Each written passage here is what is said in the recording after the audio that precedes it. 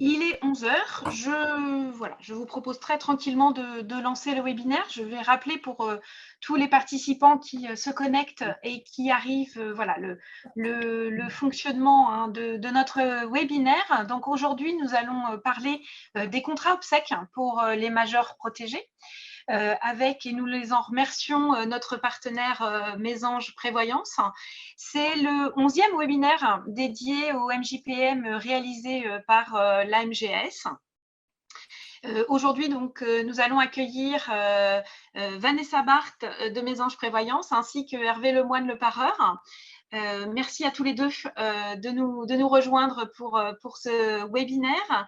Nous allons bien aujourd'hui parler d'abord des obsèques, du rôle du MJPM à ce moment-là, ou de son non-rôle. Voilà, on va voir comment ça fonctionne. On va parler des contrats en eux-mêmes. Et puis évidemment, on prendra toutes vos questions sur le sujet et vos interrogations, sachant que vous avez été nombreux à nous en envoyer en amont. Donc, on a fait très attention à ce que voilà, le webinaire réponde à ces questions envoyées en amont. Et puis ensuite, Mésange Prévoyance vous présentera voilà, son expertise au niveau des contrats obsèques. Je vous rappelle que le webinaire est donc enregistré, que vous pourrez retrouver ce webinaire sur le site de la MGS et sur YouTube. Que vous pouvez communiquer avec moi-même et les intervenants via le module de chat ou de questions-réponses. Donc, n'hésitez pas si vous avez voilà, des remarques ou des questions. Je vous rappelle voilà, hein, les règles de courtoisie essentielles à la bonne tenue de nos échanges. Puisque en plus c'est moi qui modère, donc je vous remercie d'être courtois. Je vais demander tout d'abord à Laurent Azoulay, directeur général de la Mutuelle Générale des Affaires Sociales, donc la MGS, eh bien, d'introduire notre webinaire et voilà, de nous expliquer pourquoi d'abord il est important pour la MGS de lancer et de continuer ces webinaires dédiés au MJPM et ensuite eh bien, les liens avec Mésange Prévoyance et les contrats obsèques.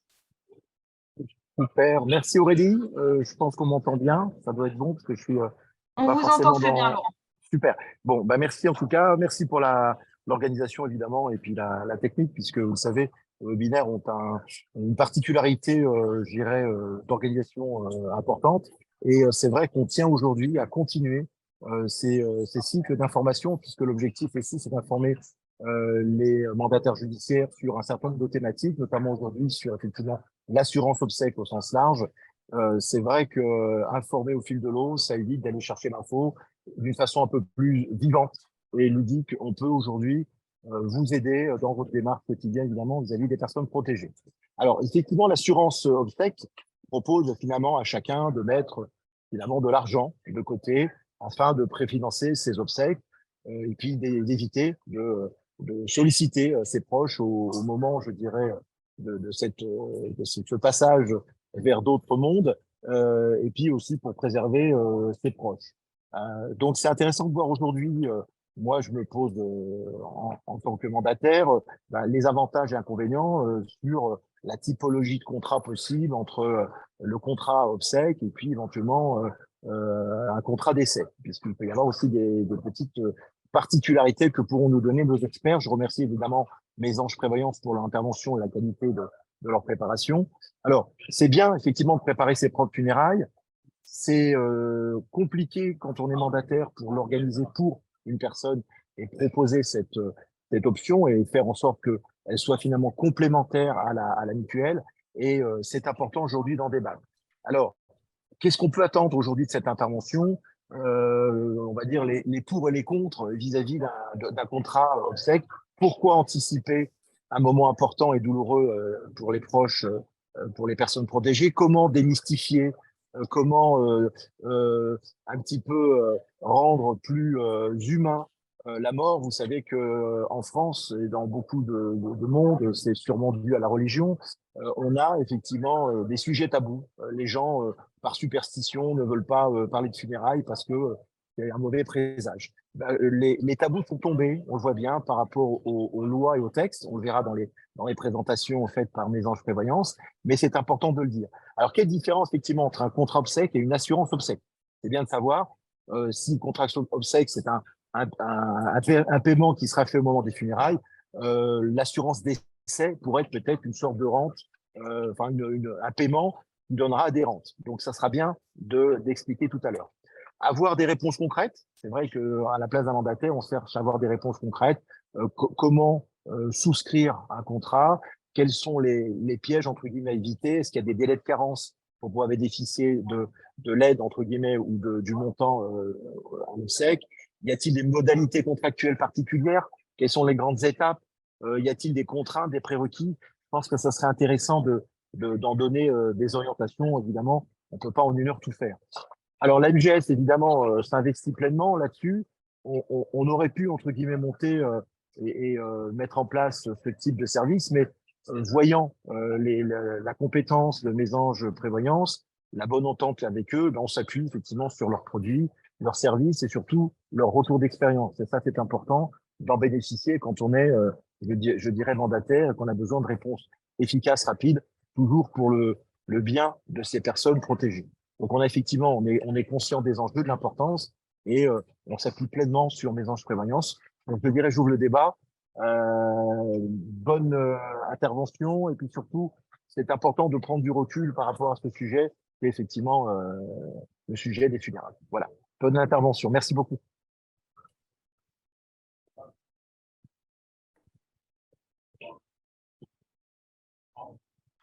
Aurélie, ton son est coupé.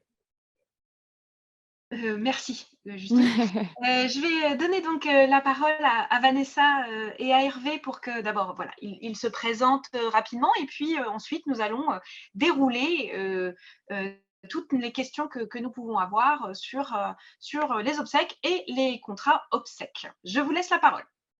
Bonjour à tous, merci pour cette présentation.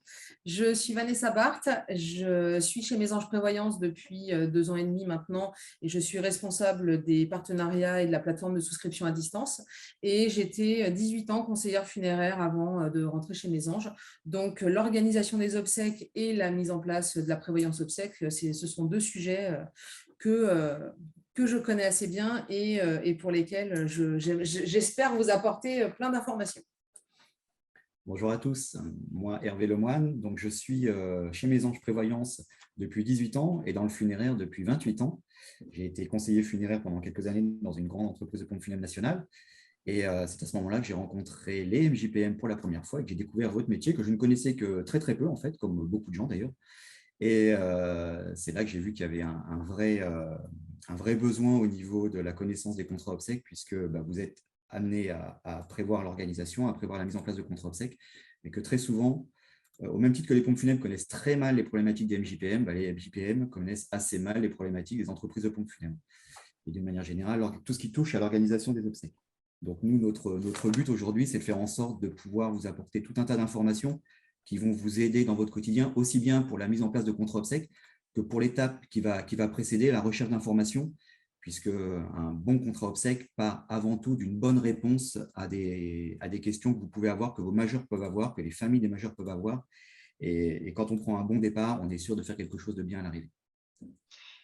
Eh bien, merci beaucoup. Je vous propose justement de parler des obsèques et de nous expliquer qu'est-ce que c'est que les obsèques. Parce qu'on a, voilà, évidemment tous dans notre vie participé à des obsèques, à des funérailles, pas forcément de manière à les organiser et pas forcément de manière à les organiser de manière professionnelle non plus.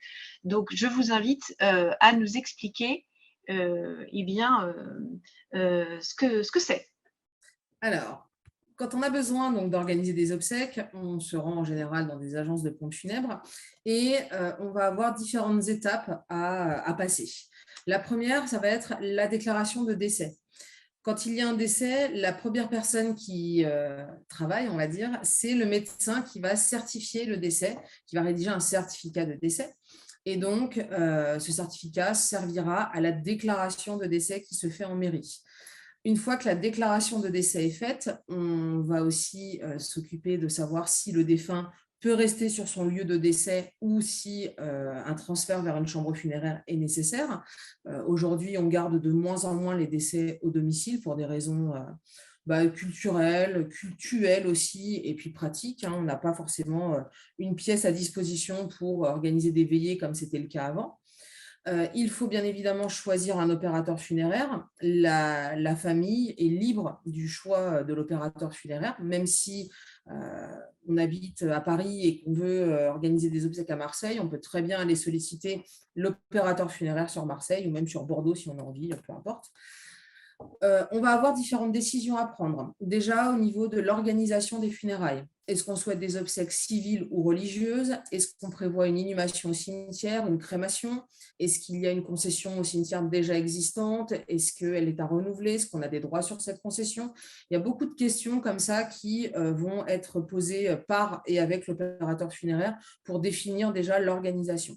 Ensuite, on va pouvoir choisir les prestations funéraires, le choix du cercueil, si la famille, le défunt souhaitait des fleurs, si on doit prévoir un faire-part ou une parution d'un avis d'obsèques dans la presse, plein de choses comme ça.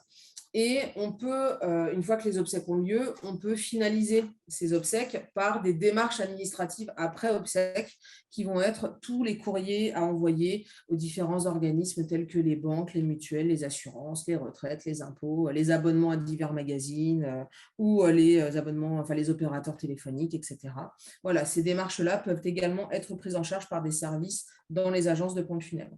Bien évidemment, toutes ces étapes peuvent être réalisées par le mandataire judiciaire, mais nécessitent d'avoir pris connaissance des souhaits du majeur ou au moins d'avoir échangé avec sa famille ou son entourage. Même si la mission du MJPM s'arrête normalement au décès, on sait que beaucoup d'entre vous ont à cœur aussi d'accompagner leur majeur jusqu'au moment des obsèques. On peut passer à la suivante si vous voulez. Alors, le rôle du MJPM, c'est vrai qu'il est forcément primordial et il va être lié souvent à ce que ressent déjà le MJPM et à son approche de la mort. Je me suis rendu compte au fur et à mesure des années que vous aviez vraiment des façons différentes de voir les choses. Moi, je me souviens de certains majeurs de certains délégués dans un même bureau qui avaient des approches totalement différentes par rapport à l'organisation des funérailles et par rapport à la mise en place de contre-obsèques. Quoi qu'il en soit, que vous soyez à l'aise avec l'approche de la mort ou vous soyez totalement mal à l'aise avec ce genre de choses, vous allez y être confronté. Pour certains qui y sont déjà passés, vous voyez très bien de quoi je veux parler. Et en fait, ce qu'il faut, c'est vraiment faire abstraction de ces a priori. C'est-à-dire que lorsque vous allez avoir une personne qui ne va rien vous demander pour l'organisation des obsèques, ça ne veut pas dire qu'on n'a pas un sujet à ce niveau-là. Vous avez beaucoup de majeurs qui, eux, ont des questions par rapport à l'organisation des obsèques, mais ne vont pas vous les poser spontanément. Les familles ne vont pas forcément les poser spontanément également quand vous avez contact avec eux, parce qu'ils partent du principe que s'ils pensent à la mort, ce n'est pas forcément quelque chose de normal. Donc, c'est à vous d'aller au-devant de cela pour leur poser des questions. Et après, on a vraiment différentes façons de pouvoir amener le sujet. Alors, la première chose, donc, comme je le disais, c'est de mettre de côté ces a priori et puis de se dire qu'on a tous, à un moment donné, des questions par rapport à l'organisation des obsèques qui sont plus ou moins importantes. Et vous, votre rôle, c'est d'amener par petites touches, en fonction de ce que vous savez faire et de ce que vous avez envie de faire, des réponses à ces différentes questions. La première chose à faire pour être relativement à l'aise avec ça, c'est d'écouter ce que son majeur peut vous dire. Vous aurez souvent des petites perches qui vous seront lancées, alors du style j'ai un de mes voisins qui vient de disparaître, voilà, je ne sais pas du tout comment la famille va pouvoir agir. Là, voilà, ce sont des perches que l'on vous lance et qu'il faut savoir saisir. Je me souviens d'une déléguée dans une association en Normandie qui, elle, lorsqu'il y avait un décès dans l'établissement, profitait du décès de la personne pour aborder le sujet de la mort avec ses majeurs et essayer de voir s'ils avaient des volontés, des choses à leur dire par rapport à cette problématique-là.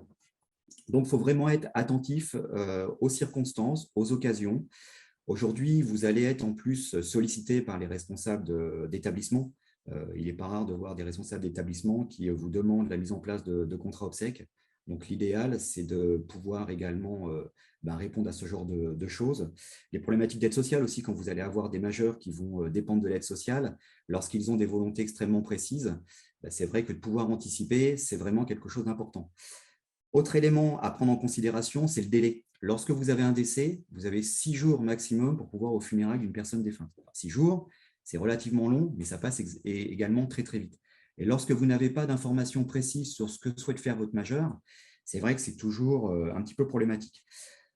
Donc, pour anticiper ça, c'est tout simple. Voilà. N'hésitez pas à poser des questions. Certains délégués ont pour habitude, alors ça, je l'ai remarqué également, dès le départ, dès que la mesure est ouverte, lorsqu'on rencontre son majeur la première fois, on pose tout un tas de questions relatives à la vie du majeur. Les funérailles font partie de la vie du majeur.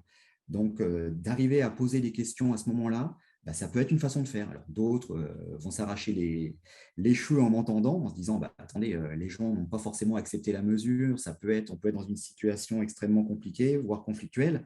Donc, si on leur parle en plus d'obsèques, là, on va les achever. Alors, encore une fois, on doit toujours faire attention à l'environnement. La première chose, c'est l'environnement de son majeur, dans quel état d'esprit il est, comment il accepte la mesure. Mais à partir de là, une fois que l'on a pris en compte tout cela, il ne faut pas se poser de barrières et il faut essayer d'aller au maximum vers ce genre de sujet. Et la mort est un sujet comme plein d'autres. On pose tout un tas de questions aux gens par rapport à leur protection en termes d'assurance, de mutuelle, ce genre de choses. Voilà. Aujourd'hui, comme le disait tout à l'heure Monsieur Azoulay, tout ce qui touche autour de l'organisation des obsèques commence à rentrer dans les mœurs et vous avez de moins en moins de gens qui vont être perturbés par rapport à ce genre de choses. Donc, n'ayez pas d'a priori, ne voyez pas le verre à moitié vide, voyez le verre à moitié plein en partant du principe que si vous posez quelques questions à votre majeur, vous allez avoir des majeurs, vous allez très vite vous rendre compte qu'ils sont mal à l'aise par rapport à ce sujet-là, vous allez arrêter. Et par contre, vous allez avoir des majeurs, au contraire, qui vont s'ouvrir. Et lorsque vous allez entrouvrir la porte de cette discussion, vont avoir énormément de choses à vous apprendre. Et ça vous aidera si, à un moment donné, vous êtes face au décès, que vous devez prendre des décisions sur l'organisation des obsèques. Parce qu'à ce niveau-là, on ne parle même pas d'organisation de contrat. On parle vraiment d'avoir des informations sur l'organisation des funérailles de façon à ce que si à un moment donné, vous ayez besoin de faire un contrat obsèque, très bien, vous avez les informations, mais si vous n'avez pas l'intention de faire un contrat obsèque ou pas les possibilités financières, par exemple, de faire un contrat obsèque, ce n'est pas grave. Le fait d'avoir ces informations-là dans le dossier va vous servir à un moment donné. Ça va vous servir également si vous avez des projets précis à mettre en place. Quand un majeur est capable de vous donner des informations, je prends souvent cet exemple-là, le majeur qui a été élevé par sa grand-mère, qui veut être inhumé dans la sépulture de sa grand-mère. Voilà. Est-ce que, parce qu'il vous le demande, c'est tout de suite réalisable? On a un certain nombre de choses à vérifier pour la mise en place de ce genre de choses, et c'est bien de pouvoir en avoir conscience dès le départ, parce que vous allez vous rendre compte que parfois, ce n'est pas tout à fait possible, et on va devoir appliquer les correctifs qui vont nous permettre de faire en sorte que ce soit réalisable, ou en tout cas d'accompagner le majeur pour aller vers une autre solution qui va pouvoir lui convenir. Donc voilà, il y a plein de choses à prendre en compte, mais la première chose et la plus importante, et si vous devez retenir une chose, voilà, c'est de faire fi de ces a priori et de savoir écouter ce que va vous dire votre majeur, éventuellement la famille ou l'environnement du majeur. Alors, avant de passer à la question des contrats obsèques, j'ai une remarque sur les obsèques en soi. J'ai une MJPM qui m'a dit que c'est pas à eux de s'occuper des obsèques parce qu'il faut vraiment qu'on leur montre bien cette différence. Alors peut-être la rappeler, hein, que ce n'est pas au MJPM de s'occuper des obsèques, voire même c'est hors mandat et donc le MJPM peut être mis sous sa propre responsabilité sans couverture d'assurance pro s'il y a une erreur dans les choix avec une contestation de la famille, par exemple, sur le lieu d'inhumation ou voilà, un certain nombre de choses comme ça. Est-ce qu'on peut juste bien rappeler voilà, que ce n'est pas le MJPM qui se charge des obsèques, mais qui prévoit avec le majeur l'organisation des obsèques à la suite, une fois que la personne est morte? Alors, il y a plusieurs choses. La première chose, c'est qu'effectivement, comme Vanessa l'a rappelé tout à l'heure, la mesure, ça tombe au moment du décès. Donc, effectivement, par rapport au mandat, le MJPM n'a pas normalement à organiser les funérailles. Mais on a aussi beaucoup de situations de majeurs protégés où il n'y a absolument pas de famille, où il y a de la famille, on sait qu'elle existe, mais on n'a jamais eu de contact avec eux. et personne n'est là pour prendre en charge quoi que ce soit. Donc, dans la réalité des faits, vous avez énormément d'organisations d'obsèques qui sont prises en charge par les MJPM, c'est-à-dire qu'au quotidien, toutes les entreprises de pompes funèbres avec lesquelles nous sommes partenaires, avec lesquelles nous travaillons, peuvent vous confirmer que des MJPM vont prendre l'initiative d'organiser les funérailles.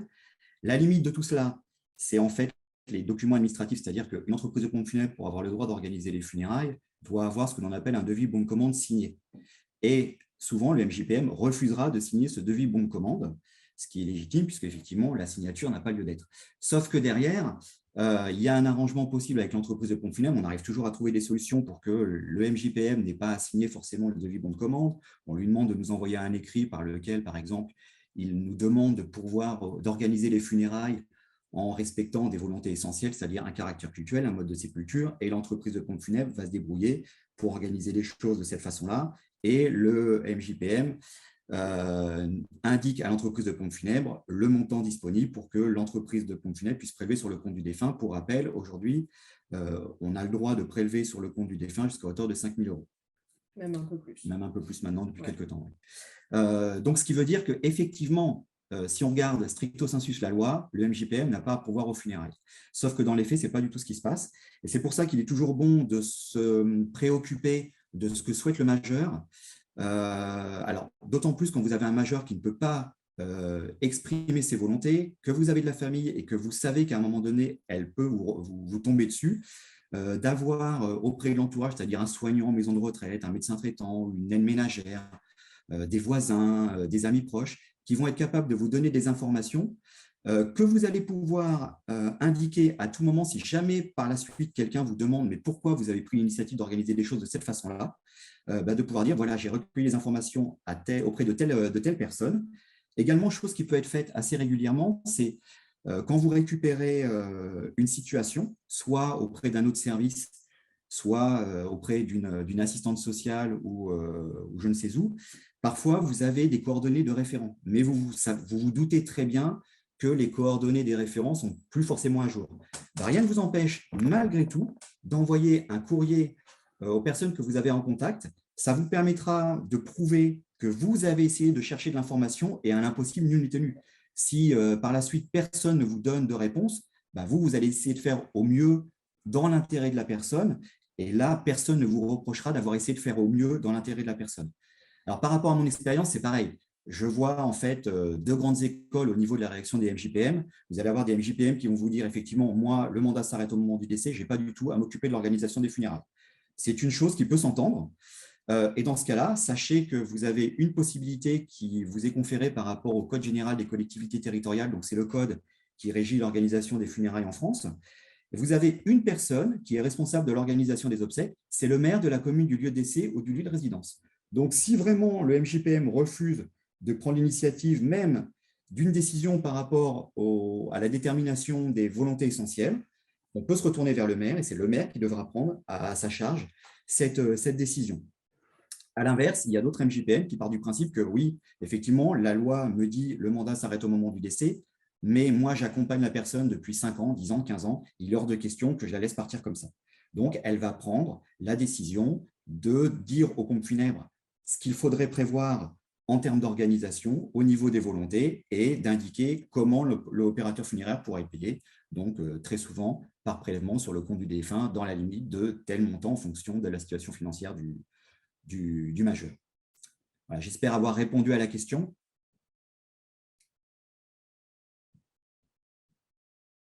Aurélie, votre micro est coupé encore. Oui. Merci Hervé pour ces compléments.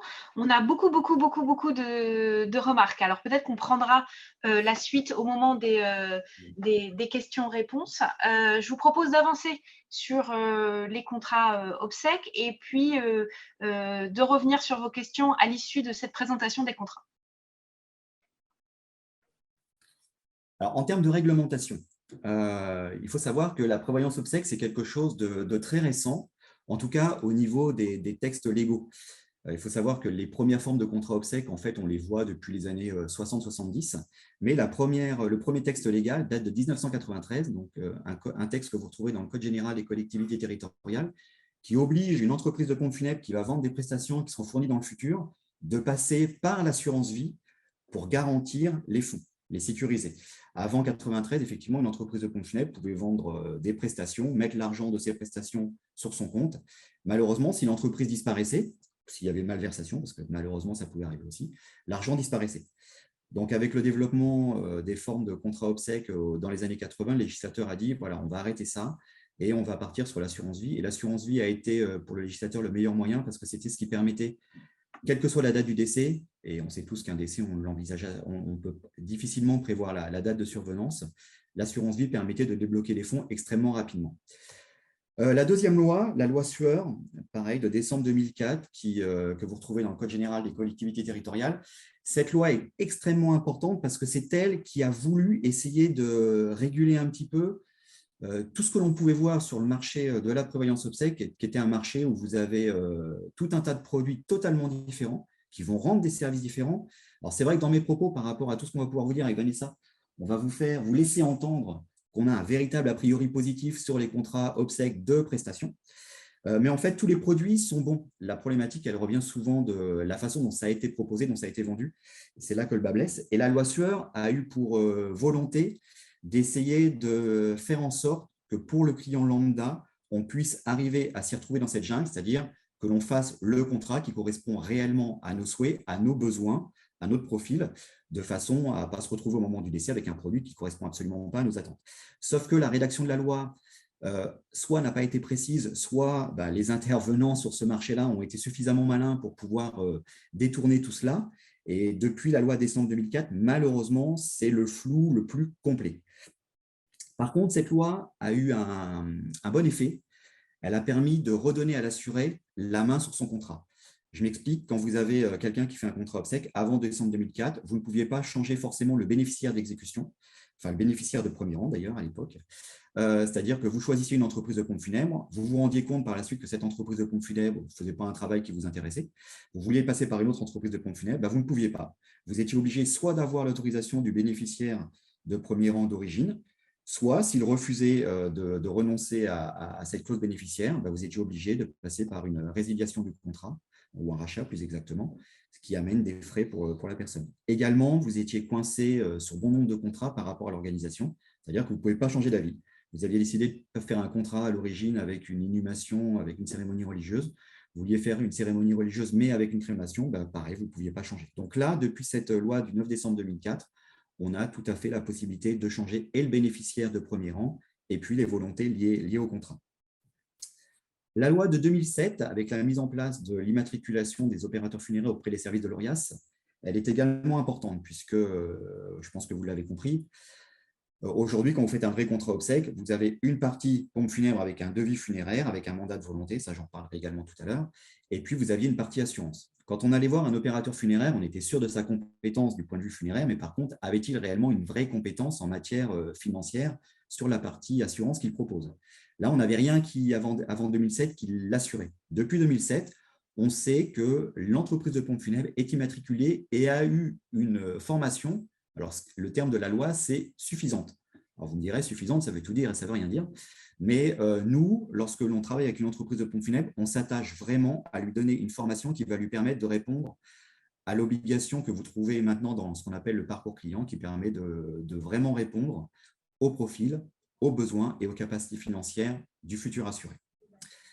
La loi 2223 du Code général des collectivités territoriales, c'est également une loi hyper importante qui reprend en partie la loi de 93 et qui nous a permis de renforcer encore une fois cet aspect de compétence par rapport à l'organisation, à la vente, je vais y arriver, du contrat obsèque et à la qualité de ce que va proposer l'opérateur funéraire pour être sûr de répondre aux attentes de la personne qu'il a en face de lui dans la mise en place d'un contrat obsèque. Donc, tout ce que je vous indique là, c'est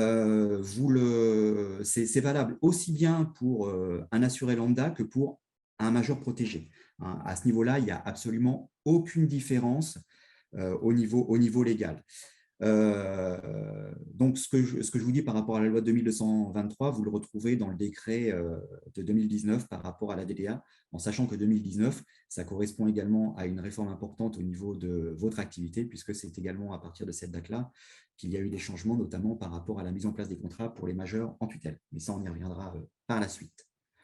Voilà au niveau du cadre légal. Oui, tout ça encore. Ah oui, c'est encore à moi. J'ai l'impression de parler beaucoup. Oui. Depuis 2009, alors là, on va faire référence à ce qui s'est passé dans votre profession avec la mise en place du CNC et avec donc la mise en place de la loi de 2007 qui a été mise en application en 2009.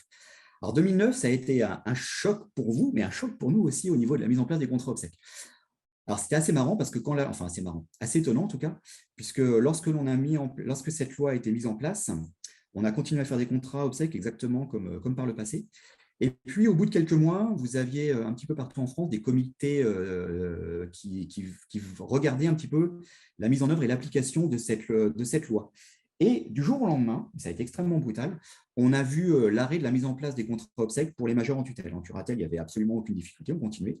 Mais en 2009, on nous a dit, voilà, vous arrêtez la mise en place de contrats obsèques pour des majeurs en tutelle. Et le principe qui faisait référence à ça, c'était l'article L132-3 du Code des assurances. Alors, je vais essayer d'aller vite. Ce texte vous dit qu'il est interdit de souscrire sur la tête d'un mineur ou d'un majeur en tutelle un contrat d'assurance vie en cas de décès avec bénéficiaire désigné. Donc, a priori, on était vraiment dans ce cadre-là. Effectivement, les juges avaient raison, il fallait arrêter la mise en place de contrats obsèques pour des majeurs en tutelle. Sauf que c'était un petit peu plus compliqué que ça et il a fallu attendre 2011 et le fameux arrêt de la Cour d'appel de Douai que bon nombre d'entre vous connaissent, j'imagine, pour que l'on puisse reprendre la souscription des contrats pour des majeurs en tutelle. En fait, ce qu'il faut bien comprendre, c'est qu'un contrat obsèque de prestations, j'insiste bien sur 2 prestations avec un mandat de volonté et un devis funéraire, n'est pas un contrat à titre gratuit, mais un contrat à titre onéreux. Ce que je veux dire par là, c'est qu'il ne suffit pas que la personne assurée décède pour que le bénéficiaire de premier rang touche le capital. Le bénéficiaire de premier rang sur un contrat obsèque de prestation avec un devis funéraire et un mandat de volonté, le bénéficiaire est forcément une entreprise de pompe funèbre et elle va être payée non pas parce que l'assuré vient de décéder, mais parce qu'en plus, elle a fourni une organisation obsèque. Donc, il y a la contrepartie de la fourniture d'un travail pour qu'elle puisse être touchée.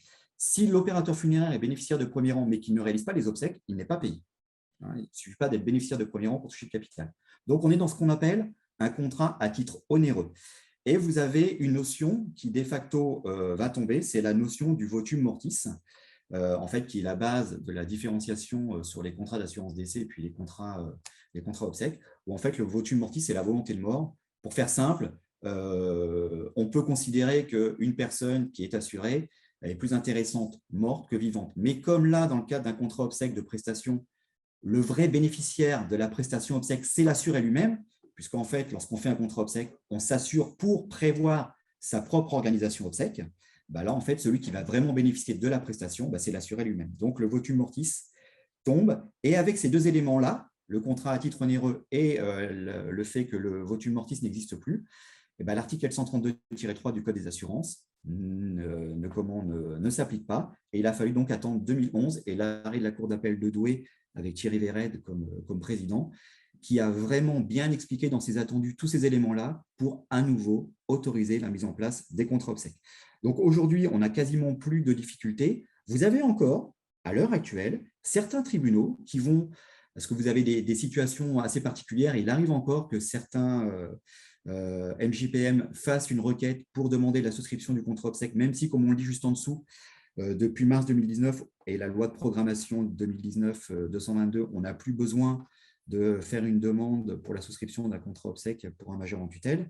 Il arrive parfois qu'on le fasse et on a encore la surprise d'avoir des tribunaux qui vont mettre en avant l'article L132-3 du Code des assurances pour refuser la mise en place d'un contrat obsèque. Mais on a maintenant le réflexe et on a maintenant toutes les armes pour pouvoir expliquer aux magistrats pourquoi on peut à nouveau faire des contrats obsèques pour des majeurs en tutelle.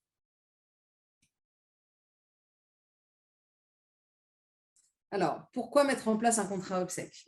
En fait, quand vous mettez en place un contrat obsèque, que ce soit pour un majeur protégé ou même pour un assuré sans mesure de protection, une des principales raisons, c'est qu'on veut être sûr que ses volontés soient respectées.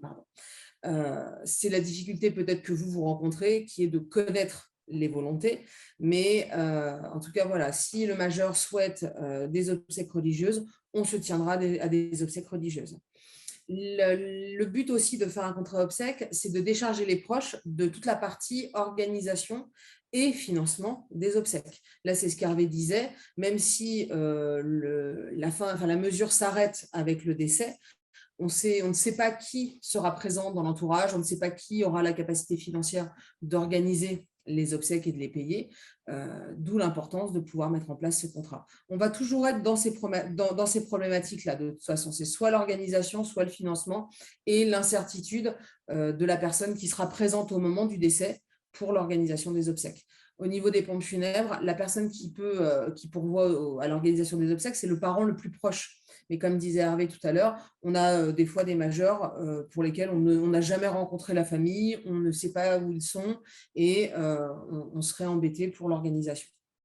Autre élément important par rapport à un contrat obsèques, c'est vrai que tout à l'heure, je reviens un petit peu sur la question qui a été posée sur le fait que le mandat s'arrête au moment du décès et que donc le MJPM n'a pas la prérogative pour organiser les funérailles. Quand on fait un contrat obsèques, justement, on répond à cette problématique-là, puisque le contrat obsèques est fait pendant la durée du mandat. Donc, en curatelle, vous allez faire potentiellement le contrat obsèques en signant le représentant légal et bien sûr le majeur protégé. Et en tutelle, vous allez pouvoir faire le contrat obsèques avec la signature du MJPM. Et là, vous êtes totalement dans le cadre du mandat et vous avez tout à fait la faculté de pouvoir mettre en place ce genre de choses dans l'idée, toujours, bien sûr, de respecter les volontés du majeur et de faire en sorte que tout se passe exactement comme il l'a souhaité, dans le cadre également de son budget. Et c'est là où on a la possibilité d'avoir différents types de modes de financement, mais ça, on en parlera un petit peu plus tard.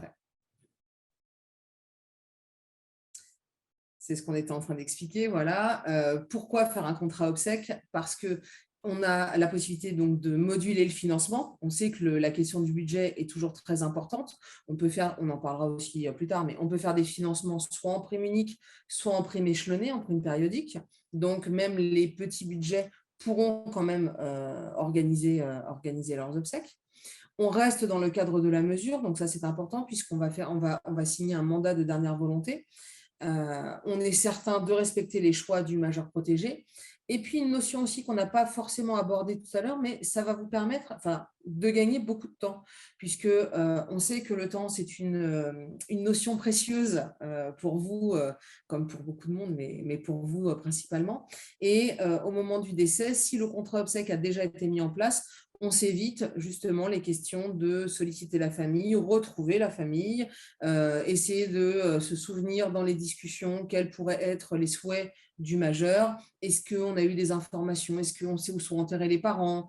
Voilà, toutes ces choses-là permettent, sont propices donc à la mise en place d'un contrat obsèques.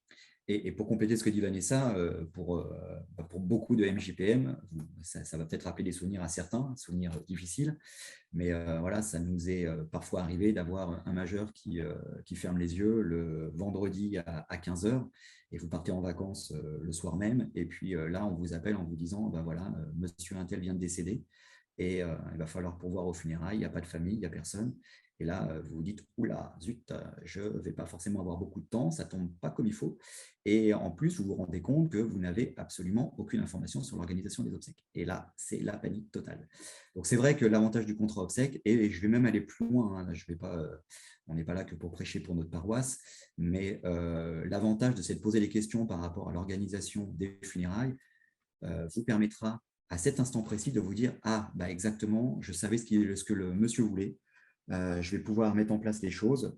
Et quand vous avez un contrat obsèques et que vous n'avez qu'un numéro de téléphone à passer pour que les choses puissent se mettre en place tout de suite, c'est quand même extrêmement sécurisant. Et même si vous n'avez pas pu mettre en place un contrat obsèques pour des raisons X ou Y, le fait d'avoir recueilli les volontés et de savoir ce qu'il va falloir prévoir pour la personne va également vous sécuriser. Donc, c'est ça vraiment l'intérêt du contrat obsèques, c'est de dire au moins votre majeur aura ses volontés respectées, vous ne serez pas dans la panique. Parce que dans la panique, c'est souvent là, malheureusement, qu'on prend de mauvaises décisions.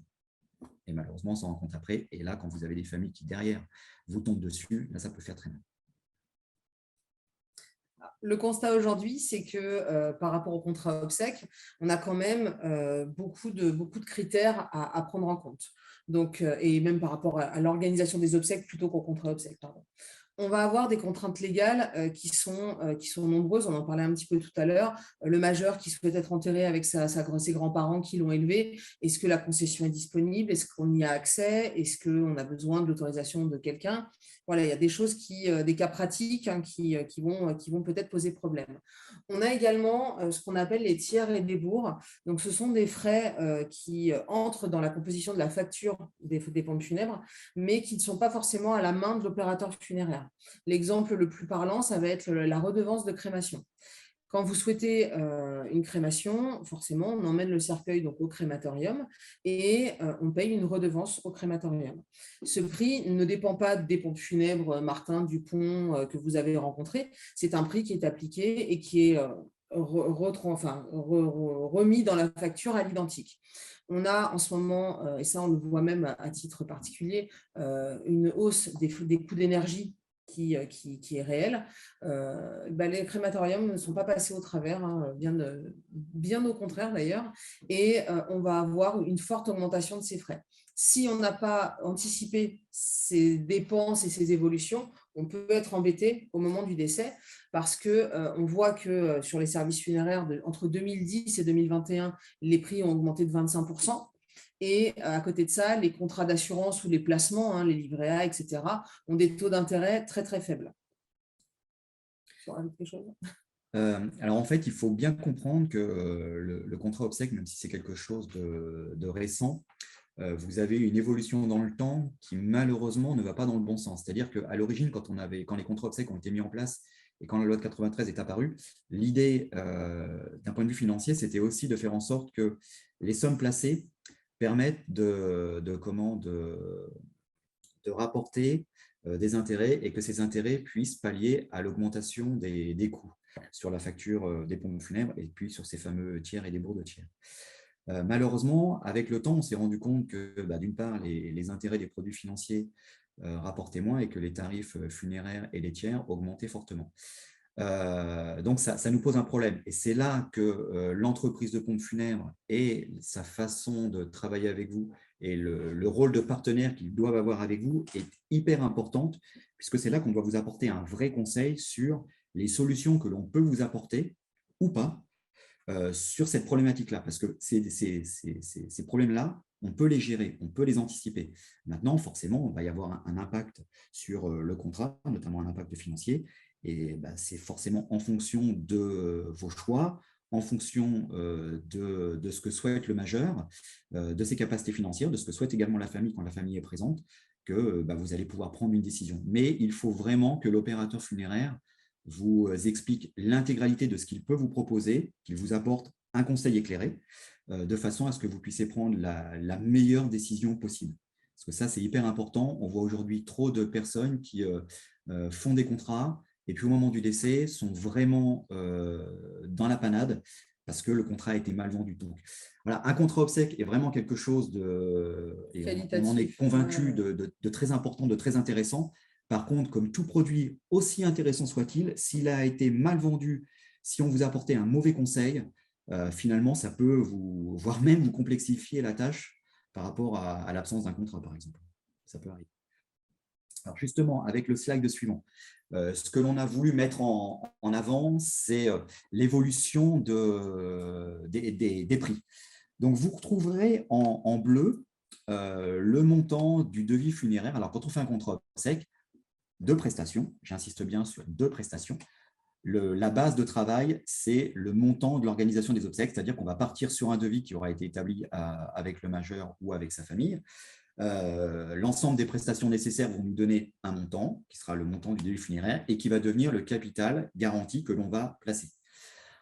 On voit que pour un devis funéraire en 2012, qui était à hauteur de 5 000 €, donc on est parti sur 5 000 € de capital garanti, quelques années après, donc 2023, on se retrouve avec un capital revalorisé qui est à 5 300 €, quand dans le même temps, vous voyez ça sur l'histogramme avec la colonne rose qui est la plus haute, le même montant d'organisation obsèques, si la personne vient décéder, eh ben, la facture serait de 5 925 €. Pour le même niveau de prestation, pour les mêmes options, pour les mêmes choix au niveau de l'organisation des obsèques.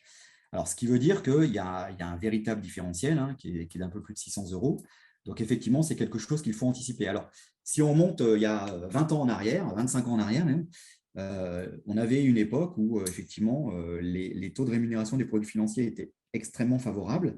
Et donc, on n'avait pas cette problématique. Souvent même, on organisait les funérailles intégralement et il arrivait qu'on puisse verser un capital restant aux bénéficiaires de second rang. Donc, dans nos contrats, on a toujours un bénéficiaire de second rang, sauf qu'aujourd'hui, malheureusement, quand on n'a pas anticipé cette évolution importante des prix, ben, forcément, on présente une facture complémentaire à la famille. D'où l'intérêt de pouvoir réellement discuter avec l'opérateur funéraire sur l'évolution des prix. Alors, il faut savoir que, encore une fois, je vais vous parler de ce qui existe sur le marché et pas vous parler que de nous.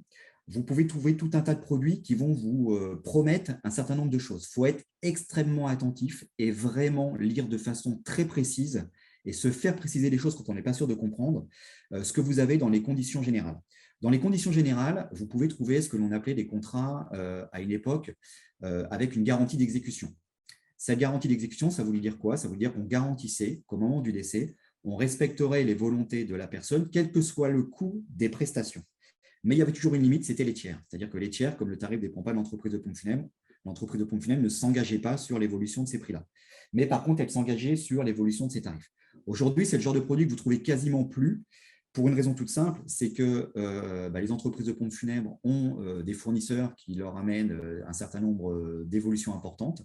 Vous avez eu par le passé des augmentations de TVA, je pense notamment au transport, où la TVA est passée de 7 à 10%. Donc voilà, des choses qui leur tombent dessus. Et puis, alors, on n'aime pas forcément l'entendre, hein, on est tous pareils, mais il faut bien comprendre une chose, c'est qu'une entreprise de pompes funèbres reste une entreprise à vocation commerciale. C'est-à-dire que son but, c'est quand même de générer du chiffre d'affaires pour pouvoir continuer son activité. Et c'est vrai qu'aujourd'hui, il n'y a plus de corrélation entre la rémunération des produits financiers et la rémunération, l'évolution des tarifs funéraires. Donc, il faut le prendre en compte et aujourd'hui, vous n'aurez quasiment plus de garantie d'exécution. Par contre, ce que l'on met en place, c'est des systèmes qui vont vous permettre de capitaliser un peu plus de façon à pouvoir retrouver une garantie d'exécution qui peut vous être conférée par l'entreprise de pompes funèbres, c'est-à-dire qu'une simple attestation jointe au contrat, par exemple, indiquant que je sous-signais M. Tartampion, gérant des pompes funèbres Trucmuche, vous garantit qu'au moment du décès, nous organiserons les funérailles dans la limite, enfin à hauteur dans le respect des volontés essentielles, je vais y arriver, à l'exception des tiers et des débours de tiers. Donc là, vous retrouverez de facto contractuellement par rapport à l'attestation qui sera forcément jointe au contrat et qui deviendra une pièce essentielle du contrat, vous retrouverez une garantie d'exécution. Mais contractuellement, dans les conditions générales des contrats obsèques, vous ne retrouverez plus de garantie d'exécution pleine et entière. Ça, c'est terminé. Le contexte financier est devenu trop aléatoire pour ce genre de choses. Voilà. Mais, encore une fois, la chose importante à se rappeler, c'est vous, lorsque vous avez en tête pour un de vos majeurs de mettre en place un contrat ou de vous interroger sur la mise en place d'un contrat, ayez bien cette notion de « j'anticipe l'évolution des prix ou pas ». Voilà, on peut tout à fait se dire, voilà, le contrat obsèque nous servira juste de tiers payant. On est conscient qu'au moment du décès, on aura un complément à régler, mais voilà, si on a un complément, si je reprends l'exemple sur le tableau que vous avez sous les yeux, c'est quand même un peu moins difficile d'avoir à régler juste 625 € que d'avoir à régler 5 900 €. Voilà, donc le contrat. Et puis, on a toujours cette notion du mandat de volonté signé. Le mandat de volonté, je reviens un petit peu dessus parce que c'est l'élément qui nous permet d'organiser au moment du décès les funérailles. C'est l'équivalent du devis bon de commande qu'une entreprise de pompes funèbres fait signer aux plus proches parents au moment du décès. C'est-à-dire que quand on a ce mandat de volonté qui a été signé dans la mise en place d'un contrat obsèque, on n'a plus besoin de signer ce fameux devis bon de commande au moment du décès. Voilà. Donc, on règle vraiment la partie organisation avec ce document-là. Donc, un contrat obsèque, même si on le fait en sachant pertinemment qu'au moment du décès, on aura vraisemblablement un complément à régler, reste quand même qu'au niveau organisation, on a réglé le problème une fois pour toutes et au niveau financier, on a réglé une très grosse partie du problème. Et après, vous savez qu'aujourd'hui, vous avez moyen de régler quasi intégralement cette problématique financière, mais voilà, après, c'est un choix qui vous appartient en fonction de la situation financière et de la volonté de votre majeur ou de sa famille. C'est exactement ce que tu viens de dire. Voilà, donc là, vous voyez, parce que on a souhaité mettre en Oui, place… c'est très intéressant sur les pièges, si vous voulez bien revenir, Hervé. Alors, vous avez parlé sur la partie financière, mais il y a d'autres pièges qui peuvent être intéressants de détailler. Oui, effectivement, c'est un petit peu, voilà, c'est toujours les choses sur lesquelles on insiste. Encore une fois, hein, vous avez, si on s'était amusé il y a quelque temps à répertorier un petit peu toutes les formes de contrats obsèques ou pseudo-contrats obsèques ou labellisés contrats obsèques, mais qui ne sont pas vraiment des contrats obsèques, et on trouve plus d'une 50aine de produits différents sur le marché. Donc, vous avez tout, hein. Et encore une fois, il n'y a pas forcément de bons ou de mauvais produits, même s'il y a certains produits, on peut vraiment s'interroger sur leur qualité. Mais voilà, il faut vraiment faire attention à ce que le vendeur va vous dire. Voilà, on est tous pareils. Quand on va vous vendre un produit, on a le meilleur produit du monde qui revalorise le mieux avec le meilleur tarif. Voilà, on est vraiment les meilleurs qui soient. Oui, alors peut-être. Mais ça ne correspond pas forcément à la situation et aux volontés et aux besoins de la personne qu'on a en face. Exactement. Donc là, il faut faire vraiment attention et il faut toujours se dire une chose. Il faut commencer par faire en sorte de pouvoir respecter les volontés de son majeur. Il faut bien s'appliquer à lire les conditions générales, même si c'est rébarbatif, et surtout à les comprendre, de façon à ne pas entendre quelque chose qui vous a été dit à l'oral, mais qui en fait est contredit par ce qui est marqué dans les conditions générales. Et ça, je vous garantis que c'est très fréquent. Et puis, il faut aussi arrêter de penser que, parce qu'on travaille avec la même structure depuis 20 ans, qu'elle vous propose exactement la même qualité de produit.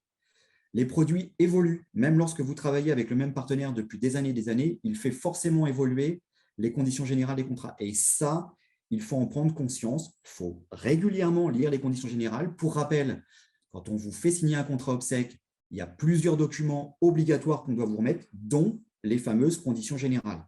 Donc ça, voilà, relisez-les de temps en temps. Elles évoluent. Et surtout, n'essayez pas de rechercher le même produit qu'il y a 20 ou 25 ans parce que vous avez certains qui vont vous le proposer, vous dire « Oh, mais si, vous inquiétez pas, nous, on vous garantit qu'on respectera tout. » Ok, c'est marqué où? Si c'est marqué quelque part, dans un document annexe qui est vraiment joint au contrat, que le gestionnaire du contrat possède, que vous possédez et que l'opérateur funéraire possède, pas de problème. Mais si c'est inscrit nulle part, ce n'est pas parce qu'il vous le dit que c'est la vérité. Hein. De même, vous allez avoir des opérateurs qui vont vous dire ben, « voilà, j'ai un devis à 3 000 €, je vous fais payer 3 000 € et au moment du décès, on organisera tout. » Et en fait, on ne vous fait pas payer le coût du risque assurantiel. Ben, ça, c'est pareil. Aujourd'hui, ça n'existe plus. Quand vous payez un contrat obsèque, vous payez l'organisation des obsèques et vous payez le coût du risque assurantiel qui est forcément lié à l'âge de votre majeur. Et ça, si vous ne le payez pas, dites-vous bien que vous allez le payer à un moment donné. Donc, en gros, on a deux solutions. Hein. Soit on vous fait payer à l'entrée dans le contrat, soit on vous fait payer à la sortie, c'est-à-dire quand la compagnie va débloquer les fonds au moment du décès. Et ça, parfois, c'est aussi la douche froide. On vous a dit qu'on n'allait pas vous faire payer le coût d'assurance et puis au moment du décès, on va amputer le capital qui va être reversé du coût assurantiel et vous vous retrouvez avec un capital minoré qui ne permet pas de respecter les volontés. Donc, soyez extrêmement attentifs à tout ça. Et le point essentiel, c'est le mandat de volonté. Assurez-vous bien, lorsque vous allez faire un contrat obsèque et que le vendeur vous dit « Oui, nous, on fait un vrai contrat obsèque », vous êtes allé chez votre assureur. Alors, je n'ai vraiment rien contre les assureurs, hein, mais il arrive parfois que vous puissiez travailler avec un agent général d'assurance qui vous dire « Je vous vends un contrat obsèque », sauf que vous aurez au mieux un devis funéraire qui pourrait être accolé à votre contrat d'assurance en vue de financer les funérailles, mais vous n'aurez absolument pas de mandat de volonté, parce que seule une entreprise de pompe funèbre habilitée peut fournir un mandat de volonté signé, qui est encore une fois, pour rappel, le document qui permet à l'opérateur funéraire de pouvoir tout organiser quand vous faites un contrat obsèque.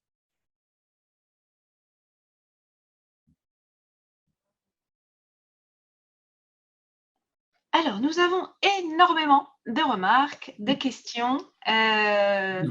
Donc, exactement. Donc, je vous propose alors, certaines sont proches, donc je vais les regrouper dans des thématiques. Mais voilà, je vous propose d'y répondre.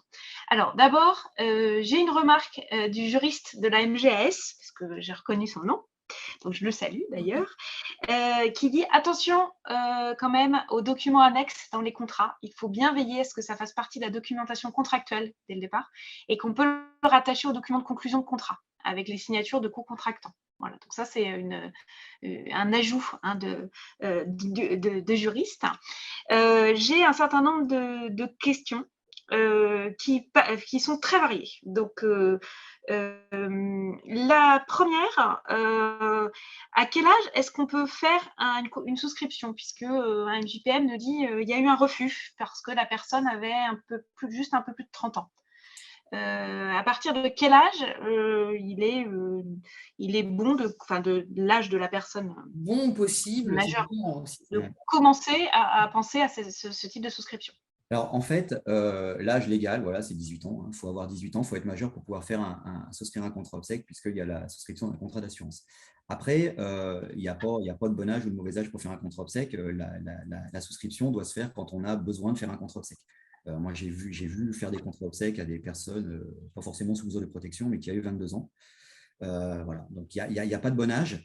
Après, il est vrai, à l'époque où on avait besoin de l'autorisation du magistrat pour mettre en place un contrat obsèque, j'ai vu des magistrats refuser la souscription d'un contrat parce qu'ils considéraient que la personne était trop jeune. Voilà. Mais ça, il n'y a rien dans les textes, il n'y a rien nulle part qui le permet.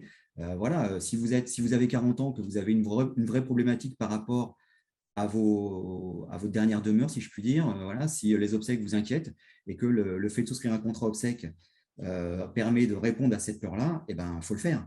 À l'inverse, moi, j'ai vu un monsieur de 90 ans que j'avais rencontré avec un délégué de l'UDAF de la Manche.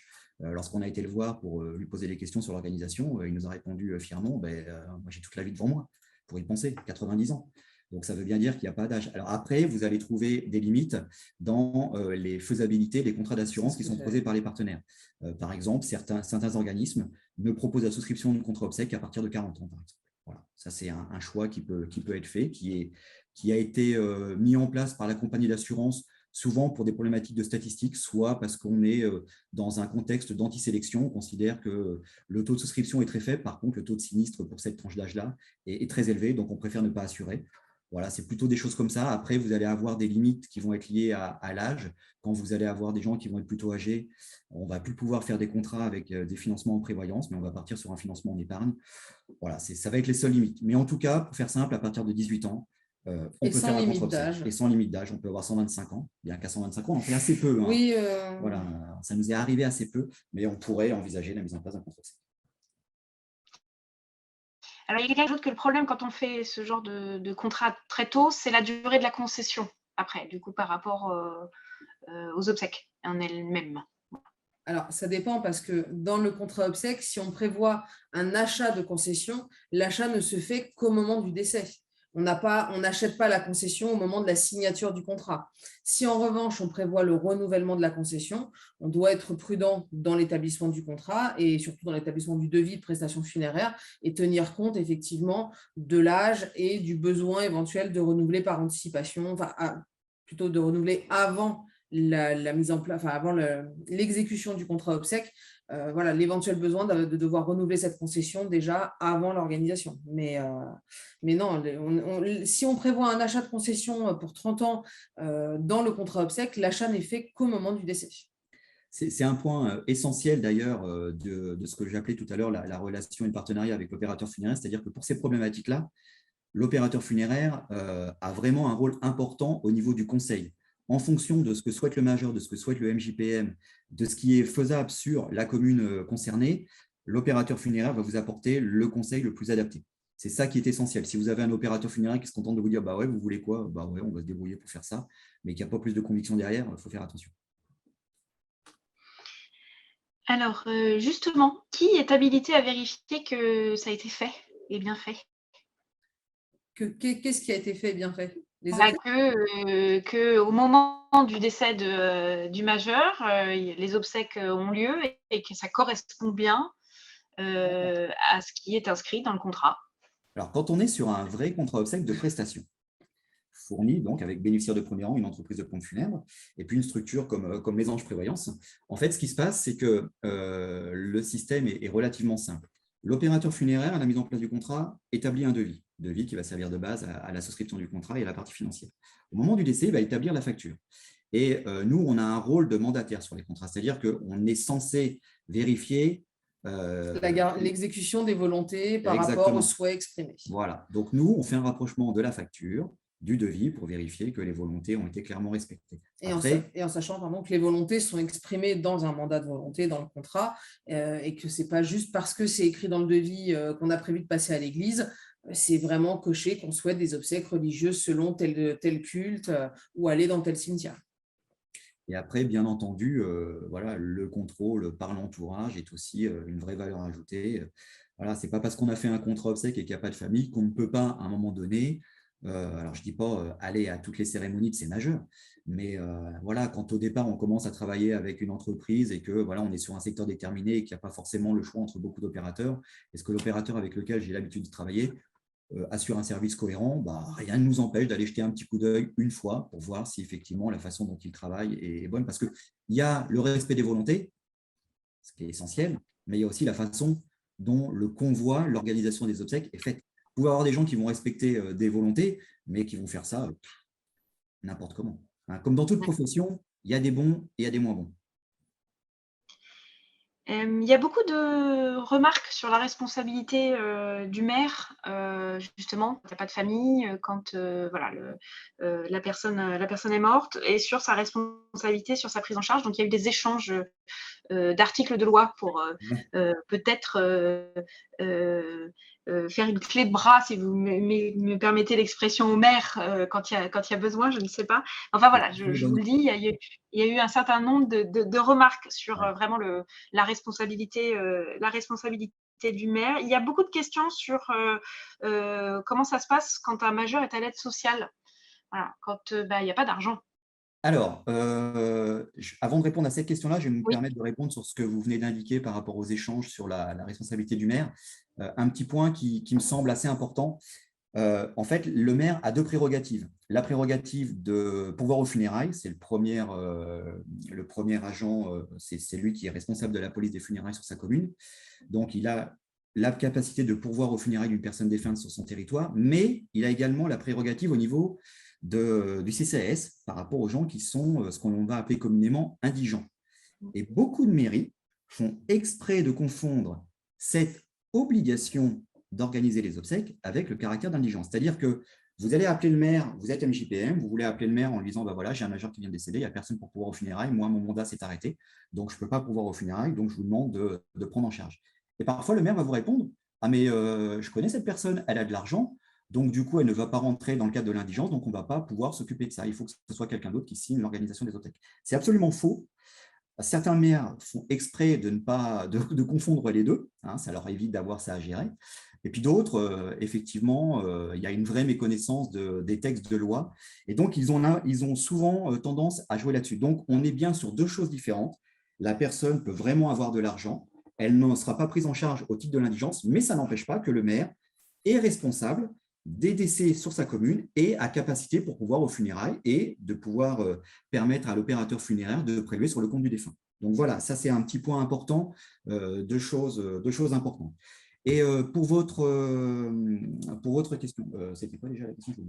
Je parle trop. Ben, quelqu'un qui justement est à l'aide sociale et n'a pas d'argent devant lui. Ouais. Alors là, effectivement, il va y avoir des grosses disparités en fonction des territoires. Vous allez avoir certains départements où, je pense à un département comme la Seine-Maritime, où en fait, vous avez un montant qui est accordé par l'aide sociale qui permet de pouvoir aux funérailles. Alors, le montant, je ne l'ai plus en tête, mais de mémoire, je crois qu'on dépassait légèrement les 3 000 €, et ce qui nous permet de pouvoir, alors on ne peut pas faire forcément… on peut bien sûr ne pas prévoir de monuments funéraires, mais on peut quand même pourvoir de façon cohérente à des funérailles. Et vous avez certains départements où il n'y a pas du tout ce genre de choses de prévues, et là, c'est un peu plus compliqué. Donc, voilà, quand il n'y a vraiment pas d'argent, qu'aucun contrat obsèque n'a pu être mis en place au moment du décès, voilà, on va se débrouiller avec le CCAS. Parfois, vous avez des participations aux frais d'obsèques de la part des mutuelles. Quand la personne est en activité, vous pouvez avoir également des sommes versées par la sécurité sociale. Ouais, voilà. Donc, on arrive toujours à se débrouiller pour faire en sorte que les obsèques se passent de façon cohérente. Maintenant, effectivement, c'est un peu plus compliqué à mettre en place. Il va falloir aussi, parce que encore une fois, hein, les opérateurs funéraires, elles sont toutes différentes à ce niveau-là, mais Souvent, elles vont essayer d'être assurées par rapport au fait qu'elles vont être payées pour leurs prestations, ce qui est aussi légitime. Et c'est là que ça peut prendre un peu plus de temps d'arriver à trouver les fonds et de leur dire, voilà, vous serez payé par telle ou telle chose. Alors après, pour beaucoup d'opérateurs, ce n'est pas une problématique de est-ce que je vais être payé rapidement? Non, souvent, c'est juste est-ce que je vais être payé après? Voilà, si ça prend 3 mois, 6 mois, bon, bah, ce n'est pas très grave. Mais par contre, ce qu'elles veulent, c'est surtout être payé. Voilà. En revanche, ce n'est pas parce que le majeur est à l'aide sociale qu'on ne peut pas mettre en place un contrat obsèque. Justement, dans l'étude qui va être faite et qui doit être faite avec l'opérateur funéraire et ou le partenaire sollicité, on doit tenir compte aussi du budget. Donc, à nous aussi de vous expliquer, attention, le majeur a exprimé certaines volontés, ça n'est pas cohérent avec le budget ou attention, voilà, on va peut-être partir plutôt sur un paiement périodique qu'un paiement unique. Voilà, le devoir d'information et de conseil est encore une fois ici très important. En sachant que pour ce qui est de l'aide sociale, quand vous avez des gens qui sont en aide sociale, vous avez des départements, alors ça va vraiment dépendre également des conseils généraux, et puis vous ne trouverez que très rarement des informations écrites, ce sera plutôt de l'oral, où en fait, les conseils généraux autorisent de prendre sur les reversements trimestriels un montant qui permet de financer un contrat obsèque. Ils savent très bien qu'au moment du décès, si la personne est à l'aide sociale, il faudra qu'il paye pour les obsèques. Ça ne les dérange absolument pas d'anticiper par le biais d'un contrat obsèque à partir du moment où on reste sur un montant qui est cohérent. Je reprends l'exemple de la Seine-Maritime, on ne dépasse pas le budget qui est accordé par l'aide sociale, ils acceptent. Vous aviez un arrêt du Conseil d'État, alors je n'ai plus les références en tête, mais s'il y a besoin, on pourra vous le retrouver, où en fait, le Conseil d'État disait qu'on ne pouvait pas limiter le montant des funérailles à partir du moment où on n'était pas dans quelque chose de somptuaire. Voilà, ça veut dire qu'à partir du moment où l'organisation des obsèques est cohérente par rapport aux volontés du majeur et par rapport à son train de vie, on n'a pas lieu de refuser la prise en charge des funérailles. Alors, on a pas mal de questions sur l'achat de concessions. Voilà, alors ça va peut-être être plus par rapport à votre expérience professionnelle antérieure, mais il y a des questions sur qui achète, parce que, par exemple, un MJPM me dit il y a une personne qui souhaite être inhumée, il n'y a pas de concession, il n'y a pas de famille, et il veut acheter une concession, sachant que ce n'est pas le MJPM qui peut effectuer ce type d'acte au moment du décès. Donc, comment ça se passe? Est-ce que vous savez? Alors, il y a plusieurs choses. Au moment du… Alors, il y a vraiment plusieurs choses. Est-ce que vous avez une après-midi entière devant vous? D'accord. Peut-être qu'on refera un webinaire sur les concessions, si vous voulez. Sur l'achat de concession. Non, pour faire simple, en fait, il faut savoir qu'effectivement, au moment du décès, vous avez une demande qui doit être faite par une personne physique. Donc, normalement, toujours pareil, c'est le plus proche parent. Effectivement, quand il y a de plus proches parents, on va être embêté. Le MJPM, dans le cadre de ses fonctions, rien ne l'empêcherait de faire la demande d'achat. Le seul problème, c'est qu'il va se retrouver concessionnaire avec tout ce que ça implique derrière. Donc là, ce n'est pas forcément une bonne solution. Il faut savoir que même dans certains contrats obsèques, quand on a prévu l'achat de la concession, la mairie va demander à ce que ce soit quelqu'un qui fasse tout simplement la demande d'achat. C'est-à-dire qu'on a réglé le problème financier, mais pour cette demande d'achat, il faut quelqu'un physiquement qui aille faire la demande à la mairie. Et voilà, et ça ne peut pas être une personne morale, donc ça ne peut pas être l'entreprise de pompes funèbres, ça pourrait être le gérant de l'entreprise de pompes funèbres, mais exactement comme le MJPM, le gérant de l'entreprise de pompes funèbres, souvent ne veut pas le faire parce qu'il n'a pas envie de se retrouver concessionnaire. Donc, ce qui peut se passer dans ces cas-là, moi j'ai eu le cas avec un major protégé en Seine-Maritime, où encore une fois, ce qui s'est fait, c'est qu'on a fait une inhumation en terrain commun, c'est-à-dire un terrain gratuit. Alors, attention, je parle de terrain commun, pas de fosse commune. Il faut savoir qu'en France, la fosse commune, ça n'existe plus. On va le dire, voilà, ça n'existe plus. Un terrain commun, c'est une sépulture dans laquelle il ne pourra y avoir qu'un seul corps. Et au bout de 5 ans, si la mairie a besoin de place, elle peut relever le corps et en mettant les restes mortem dans ce qu'on appelle un ossuaire. Mais, alors, il ne les relève pas systématiquement au bout de 5 ans, mais la problématique, c'est que, enfin, la chose importante à retenir, c'est que ce terrain commun, la mairie a l'obligation de le fournir à toutes les personnes défuntes sur le territoire. C'est gratuit, mais voilà, au bout de 5 ans, la tombe peut être relevée. Si la mairie de conserver sa concession. Et on ne pourra pas être, par exemple, en couple, si on a un couple de personnes qui sont tous les deux majeurs protégés ou pas d'ailleurs. Le premier vient à décéder, il est inhumé en terrain commun, le deuxième ne pourra pas aller dans la même sépulture. Et il ne pourra pas y avoir non plus de monument sur cette sépulture-là. Et après, encore une fois, pour ce genre de problème, l'opérateur funéraire, dans toutes les situations, sera capable de vous expliquer comment ça se passe. Parce que c'est pareil, hein, vous avez des communes qui réagissent parfois de façon particulière au niveau des concessions. Les cimetières sont régis par les mairies et chaque conseil municipal va appliquer son règlement, ses durées de concession, ses prix de concession dans sa commune. Donc, il faut vraiment discuter avec l'opérateur funéraire de tous ces points-là. Vous avez des mairies où on peut acheter la concession d'avance, d'autres, s'il n'y a pas de décès, on ne peut pas acheter à l'avance. Enfin, voilà, il y a plein de choses à savoir. Ce sera le 12e webinaire de GRS. Exactement. On a d'autres questions sur une problématique, ce qui est comment fait-on quand on ne peut pas recueillir le consentement de la personne parce qu'il n'est pas en capacité de nous donner son consentement ou ses volontés. Alors là, sans mauvais jeu de mots, c'est la question qui tue. Effectivement, quand vous sentez bien qu'il serait bon de prévoir un contre-obsèque ou pas d'ailleurs, mais en tout cas de recueillir les volontés et qu'il n'y a vraiment personne dans l'entourage du majeur, le majeur est totalement dans l'incapacité d'exprimer quoi que ce soit. Voilà, alors on peut toujours essayer de voir dans l'entourage plus ou moins proche du majeur pour voir si quelqu'un a des informations. On peut aussi essayer de regarder par rapport à son environnement. Un truc tout bête, hein, est-ce que dans la chambre du majeur, il y a un Christ? Est-ce qu'il y a des images pieuses? Est-ce qu'il y a un livre saint ou ce genre de choses qui peut nous permettre déjà de définir un culte? Oui. Ouais, donc ça peut nous aider.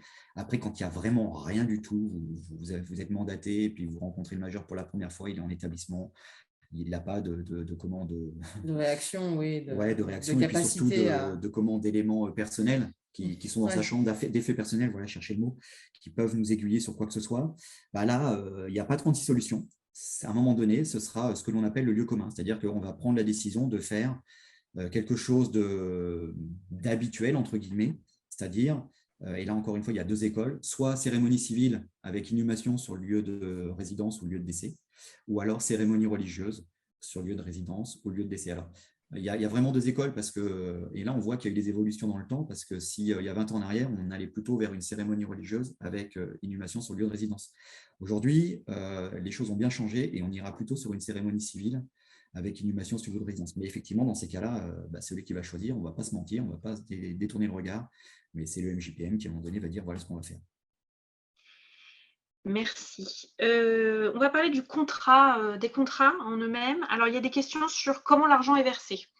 Est-ce qu'il est versé à une personne qui ensuite va payer les pompes funèbres? Est-ce que c'est versé directement aux pompes funèbres? Donc ça, il y a une vraie question sur comment l'argent est prélevé et vers qui il va. Voilà. Et est-ce qu'il y a des intermédiaires, entre guillemets? Est-ce qu'on peut renégocier son contrat?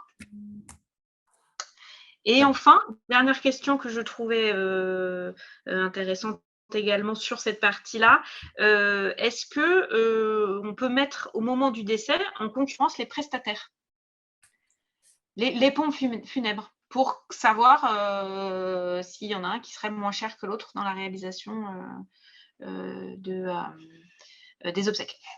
Alors, quand on est… là, votre dernière question, elle ne fait pas forcément référence à la mise en œuvre d'un contrat obsèque, on est bien d'accord? Si, dans le cadre du contrat obsèque. Est-ce que derrière, on peut voir différents devis d'agents d'obsèques, enfin de pompes funèbres? Alors, au moment du décès, on ne pourra pas. Voilà, un contrat obsèque a été fait avec un opérateur funéraire bénéficiaire de premier rang et c'est lui qui doit organiser les obsèques. Il faut bien comprendre que le choix de l'opérateur funéraire fait partie des prestations au même titre que le choix d'un cercueil, par exemple, du caractère cultuel de mode de sépulture, inhumation, crémation. Donc, on ne pourra pas. Par contre, on doit le faire à la souscription du contrat. C'est-à-dire qu'à la souscription du contrat, rien ne nous empêche, et c'est aussi une prérogative que l'on peut avoir, nous, c'est-à-dire que voilà, vous voulez faire un comparatif entre différentes entreprises de pompes funèbres d'un même secteur, on va aller voir et demander plusieurs devis à différentes entreprises pour voir ce qu'ils nous proposent, pour voir quel est le conseil qu'ils nous apportent, et puis voir avec qui on a envie de travailler ou pas. Par contre, au moment du décès, l'opérateur funéraire qui sera désigné comme bénéficiaire de premier rang, c'est lui qui devra réaliser la prestation. Ensuite, renégocier un contrat obsèque. Oui, on peut toujours renégocier un contrat obsèque. Un contrat obsèque, vous avez une faculté de rachat, vous avez une faculté de modification du bénéficiaire de premier rang, du modification des volontés. Donc, on peut sans aucun problème renégocier un contrat obsèque. Par contre, ce qu'il faut bien voir, c'est que faut faire attention quand on fait ça, parce que faut toujours… Attention à l'incidence financière. En fait. Voilà, c'est ça. Et puis attention au conseil qu'on vous apporte, parce que quand on renégocie, qu'on va vers quelqu'un qui nous paraît moins cher, très bien. Si effectivement on a bien fait toutes les vérifications nécessaires et qu'effectivement la personne est vraiment moins chère, il ne faut pas hésiter. Si par contre on se laisse un petit peu embrouillé par un discours, mais que finalement dans les faits on se rend compte au moment du décès, c'est toujours là qu'on va s'en rendre compte, et c'est donc au moment le pire que finalement on nous a dit des choses qui n'étaient pas la réalité. Il faut vraiment être attentif par rapport à ça. Maintenant, au niveau paiement, comment ça se passe? Quand vous faites un contrat obsèque, le mode de règlement, vous allez pouvoir régler par chèque, par prélèvement sur le compte du majeur ou par virement. Et seul, là, on a prévu ce genre de choses seulement pour les mandataires judiciaires, enfin pour les majeurs protégés plutôt, puisqu'on sait que beaucoup de services MJPM n'aiment pas forcément qu'on vienne prélever directement sur les comptes des majeurs, ils préfèrent contrôler en fait tout ce qui va sortir du compte. Donc c'est pour ça qu'on a prévu un règlement par virement, de façon à ce que vous ne soyez pas non plus dans l'obligation de faire des lettres chèques si vous n'avez pas envie de faire de chèques. On va pouvoir régler soit en prime unique, soit en prime périodique, donc avec des durées de financement définies. En fonction de l'âge. Voilà, en fonction de l'âge. Selon les organismes d'assurance, vous allez pouvoir avoir ou pas des primes viagères. Nous, par exemple, on n'a pas de prime viagère parce qu'on ne veut pas engager les assurés sur des durées non maîtrisées, entre guillemets. Et puis, le viager, ça a toujours aussi une mauvaise réputation. En revanche, c'est pareil, attention, dans les contrats obsèques, M. Azoulay le disait tout à l'heure, on va avoir des contrats obsèques, des contrats décès. Il faut bien faire attention que le contrat ait, lui, une durée viagère, pas un financement en viager, mais une durée viagère, et être sûr que peu importe son âge au moment du décès, il soit bien couvert. Alors, autre point par rapport à votre toute première question, quand on fait un contrat obsèque, l'argent n'est jamais versé à l'opérateur funéraire. Par rapport à la loi de 93, au premier texte que je vous indiquais tout à l'heure, l'entreprise de pompe funèbre ne peut pas encaisser les fonds directement. L'argent ira vers une compagnie d'assurance, c'est elle qui va placer les fonds. Dans une structure comme celle de Mésange Prévoyance, en fait, on pourra avoir un schéma qui se mettra en place de cette façon-là. L'assuré a contact avec l'opérateur funéraire pour la mise en place du devis funéraire et la souscription du contrat. Le contrat est géré par un intermédiaire qui va être Mésange Prévoyance, qui est celui qui a monté le produit, qui va assurer la gestion du produit, et les fonds sont déposés vers la compagnie d'assurance qui va assurer la gestion financière de l'argent et qui va couvrir les risques de disparition de l'opérateur funéraire, les risques de faillite, et qui va faire en sorte que, quoi qu'il arrive, l'argent ne disparaisse jamais pour l'assurer.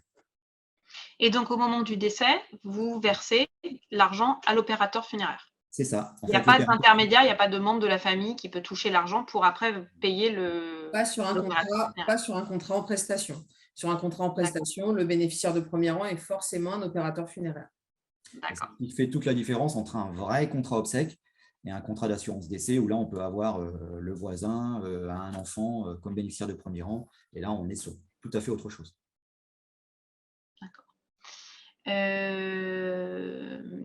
Très bien. Il y a eu plusieurs remarques sur des conflits avec les pompes funèbres, avec des demandes de signature et bien de bons de commande, choses comme ça. Est-ce qu'une fois qu'on fait ce type de contrat, tous ces conflits-là peuvent disparaître? Ah oui, c'est d'ailleurs ce qu'on disait tout à l'heure, c'est l'un des intérêts du contrat dans le cadre de la souscription pour un majeur protégé, c'est-à-dire que, encore une fois, quand vous faites un contrat obsèque, vous allez signer le contrat d'assurance, mais vous allez signer le mandat de volonté. Et le mandat de volonté, c'est le pendant du devis bon de commande au moment du décès. C'est-à-dire qu'en gros, vous avez deux solutions. Soit vous faites un contrat obsèque, et dans le contrat obsèque, vous signez le mandat de volonté, qui va permettre à l'entreprise de pompe funèbre de pouvoir réaliser les funérailles comme indiqué dans ce fameux mandat, sans avoir à faire signer aucun document au représentant légal au moment du décès ou à la famille du majeur. Par contre, effectivement, il n'y a pas de contrat obsèque, donc il n'y a pas de mandat de volonté. Et là, effectivement, l'opérateur funéraire va forcément enquiquiner le MJPM pour essayer de le convaincre de signer ce fameux devis bon de commande. Donc, en gros, un contrat obsèque, mandat de volonté, et donc pas de devis bon de commande, pas de contrat obsèque, pas de mandat de volonté, et donc un devis bon de commande.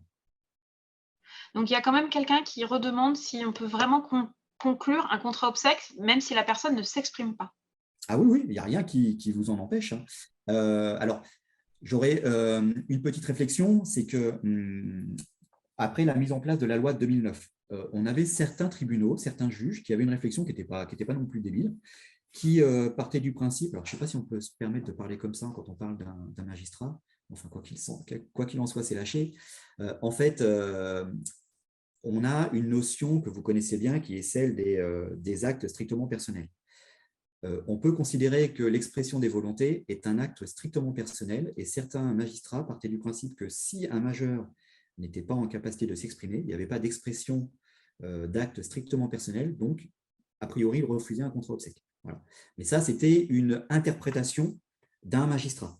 Il y a, à mon sens, alors, sauf erreur de ma part, et je ne suis pas juriste, donc je ne vais pas aller m'avancer à dire des choses qui sont peut-être fausses, mais à mon sens, dans les textes, il n'y a rien qui empêche MJPM d'organiser les funérailles en prenant à son compte l'expression des volontés, puisqu'il n'a retrouvé aucun élément. Alors, ce qu'il est sage pour l'opérateur, enfin pour le MJPM, pardon, de faire, c'est d'avoir peut-être un petit élément qui lui permet de répertorier toutes les actions qu'il a pu éventuellement faire pour essayer de retrouver des informations sur les volontés possibles à mettre en place pour le compte de son majeur. De façon à ce que si jamais quelqu'un, au moment du décès, se manifeste et lui cherche des poux dans la tête en expliquant qu'il n'a pas fait son boulot correctement, au moins il pourra prouver que lui, il a essayé de faire un certain nombre de choses, mais que ben voilà, l'impossible, encore une fois, nul n'est tenu. Et quand on n'a pas d'éléments qui nous permettent de commencer à essayer de rechercher dans un sens plutôt que dans un autre, c'est difficile d'arriver à trouver des réponses. Voilà. Et maintenant, alors j'ai deux questions un peu techniques et puis après, il y a vraiment des questions sur les financements prévoyance et financement épargne. Donc, je vous proposerai de parler voilà, des produits mésanges pour expliquer ces différences. Il y a quelqu'un qui dit que donc il a des majeurs protégés qui sont donc protégés sous le droit français, mais en Belgique. Oui, oui. Comment ça se passe ? Alors là, on a une possibilité pour les personnes qui sont de nationalité française mais hébergées en Belgique. Ou sur des pays frontaliers. Oui, ça nous arrive assez fréquemment. Donc, on peut faire un contrat obsèque sans aucune problématique. Voilà, on s'organise exactement de la même façon, c'est-à-dire qu'on va recueillir les volontés du majeur, ses capacités financières. On va vous faire un contrat exactement comme on a l'habitude de le faire en partant du domicile de la personne, c'est-à-dire son lieu d'hébergement en Belgique ou en Allemagne ou en Espagne. Suisse, en Italie. Non, pas en Suisse. Pas en Suisse. Ah, non. vous loupez. En Espagne, en Allemagne, en Italie. Je suis.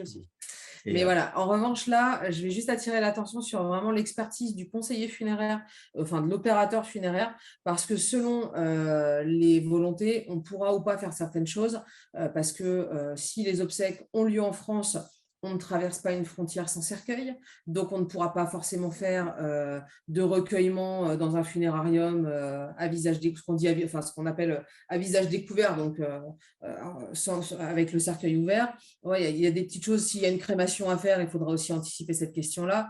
Donc voilà, il y a vraiment là, encore une fois, des contraintes techniques, légales, réglementaires qu'il faudra pouvoir exposer avec l'opérateur funéraire, mais selon les compagnies d'assurance, et en l'occurrence, nous, on pourra le faire, on peut effectivement établir des contrats obsèques pour des gens de nationalité française, mais résidant dans certains pays frontaliers. Et j'ai une question technique, un MJPM qui dit donc un majeur meurt et que la seule famille, en tout cas présente, est une sœur qui est elle-même sous tutelle. Est-ce que c'est la personne, enfin c'est sa sœur en tutelle et le MJPM de la sœur qui va prendre en charge les obsèques? Alors, oui. Prendre en charge, c'est un grand mot, mais oui, c'est déjà arrivé. Ça veut dire l'organisation des obsèques, le recueil de volontés et le financement peuvent être demandés au représentant légal de la sœur, elle-même sous régime de protection. D'où l'importance de faire 2 contrats obsèques dans ces cas-là.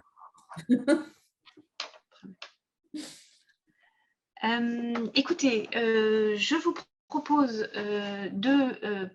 pour continuer à être encore plus précis sur les mécanismes des contrats, je vous propose voilà, que vous parliez de Mésanges Prévoyance. Si vous pouvez continuer à poser des questions et si par hasard vous n'avez pas eu la réponse que vous attendiez dans les 60 questions que j'ai reçues, on les transmettra à Hervé et à Vanessa qui pourront voilà, vous faire un petit compte rendu écrit l'esprit rapide pour compléter si jamais certaines questions voilà, n'ont pas été abordées. Voilà. Vanessa, je vous laisse la parole. Oui. Alors, donc Hervé et moi faisons partie de l'entreprise Mésange Prévoyance. En fait, on a plusieurs identités, plusieurs intervenants, plusieurs interlocuteurs, donc on va être un petit peu plus précis. On a les deux marques, entre guillemets, Leveux et FAP-Obsèques, qui sont des marques spécialisées dans la prévoyance obsèques depuis plus de 30 et même 40 ans pour Leveux, et qui sont distribuées, connues, en tout cas, de plus de 2000 agences de pompes funèbres indépendantes qui sont nos partenaires. Mésange Prévoyance, c'est l'identité du courtier, c'est le gérant de ces contrats.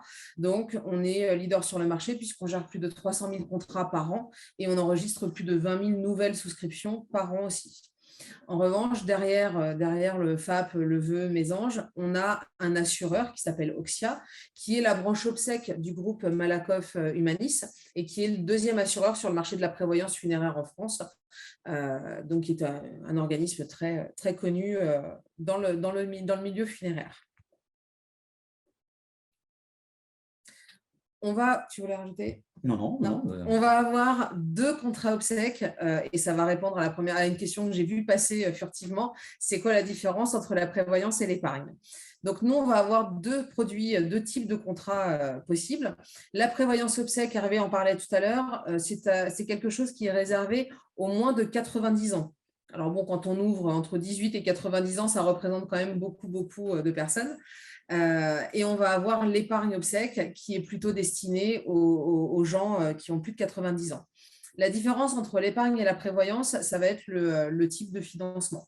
C'est-à-dire que sur l'épargne, on va avoir un capital qui sera garanti à hauteur des sommes versées. On prend l'image de la caisse d'épargne avec l'écureuil, il met ses noisettes de côté, c'est exactement la même chose. La prévoyance, par contre, on va avoir un capital qui est garanti dès la souscription, qu'on ait ou pas fini de payer son contrat. Donc là, selon les assurances, donc le capital est garanti immédiatement, avec ou sans délai de carence, selon les situations, selon les cas. Dans notre cas, il y a un délai de carence d'1 an dont on va parler après. Ce qui veut dire qu'en fait, avec ces 2 contrats, qui sont des contrats aussi bien ouverts aux majeurs protégés qu'aux gens sans régime de protection, on peut assurer, on peut garantir, on peut couvrir les obsèques pour tout le monde, puisque l'âge n'est plus un critère bloquant. Alors, en sachant que ça nous permet également de répondre à des problématiques sur certains tribunaux où on le voit dans certaines régions. Alors, on n'a pas vraiment d'explication pourquoi, mais ça se passe comme ça en tout cas. Certains tribunaux demandaient, et donc les MJPM ont l'habitude de continuer comme ça, à ne faire que du financement, par exemple, en épargne. Voilà. Partant du principe que vraisemblablement, c'était un produit plus sécurisé. Alors, il n'y a pas plus de sécurité à faire l'un que l'autre. Mais voilà. Et dans l'esprit collectif. Ouais. Ouais, voilà. Et donc, ça nous permet aussi, le fait d'avoir les deux, de pouvoir répondre à toutes les demandes particulières de certains tribunaux. Voilà. On va avoir des caractéristiques communes à ces deux contrats. Donc, on va pouvoir placer, si vous regardez, c'est la colonne du milieu. Donc, on va pouvoir placer un capital à partir de 300 jusqu'à 50 000 euros. On a bien évidemment la possibilité de souscrire une assistance rapatriement, c'est-à-dire que peu importe où le majeur décède, que ce soit en France ou à l'étranger, les frais d'obsèques seront pris en charge. On a la possibilité aussi de verser un apport. Donc, on peut très bien dire j'ai un capital de 5 000 euros à 8 et j'échelonne les 3 000, comme ça les mensualités sont plus faibles. On va avoir des mécanismes de revalorisation qui s'appellent chez nous Sérénité et Sérénité Plus by Mésange. C'est ce dont Hervé parlait tout à l'heure, pour être sûr que le financement correspondra bien au montant réel des obsèques le moment venu, même si le contrat est souscrit depuis plus de 20 ans. C'est toute l'explication qu'on vous a donnée sur l'évolution du prix réel des obsèques par rapport aux placements financiers. Et on peut également, quand vous avez un couple qui est ou pas sous régime de protection, on a la possibilité de faire une remise pour les souscriptions couplées. Et on peut avoir un majeur protégé sous régime et pas l'autre. Enfin, ça ouvre droit à la remise, il n'y a pas de souci. Si on regarde un petit peu plus précisément les 2 contrats, le contrat en prévoyance, donc, il peut être financé soit en prime unique, soit en prime périodique, avec une périodicité possible jusqu'à 15 ans pour les majeurs protégés. Et comme j'expliquais tout à l'heure, pas de paiement en prime viagère, tout simplement parce que ce n'est pas adapté et on n'est pas sûr dans le temps de la durée. Oui. Juste un petit point de rappel par rapport à ce paiement en viager. Encore une fois, Vanessa l'a dit tout à l'heure, mais je pense que c'est important de le rappeler. Il ne faut pas confondre le paiement en viager avec la garantie qui, elle, doit être viagère. La garantie viagère, ça veut dire que la personne, elle est couverte jusqu'à la fin de ses jours. Et ça, il faut que sur un contrat obsèque, la garantie soit viagère. Vous pouvez trouver des produits avec une garantie temporaire, c'est à exclure pour un contrat obsèque. Par contre, effectivement, ce qu'il faut proscrire, c'est le paiement en viager, parce que là, effectivement, quand vous avez des gens qui vivent très longtemps, ils peuvent avoir financé leurs obsèques plusieurs fois. Alors, sur le contrat en prévoyance, on a donc, c'est ce que j'expliquais tout à l'heure, un capital qui sera pour les décès accidentels et les règlements en prime unique. Si on a choisi le règlement en prime périodique, on aura dans notre cas un délai de carence de 1 an, pendant lequel, si le décès survient, les cotisations seront remboursées, mais il faudra prévoir l'organisation des obsèques et surtout le financement des obsèques en totalité.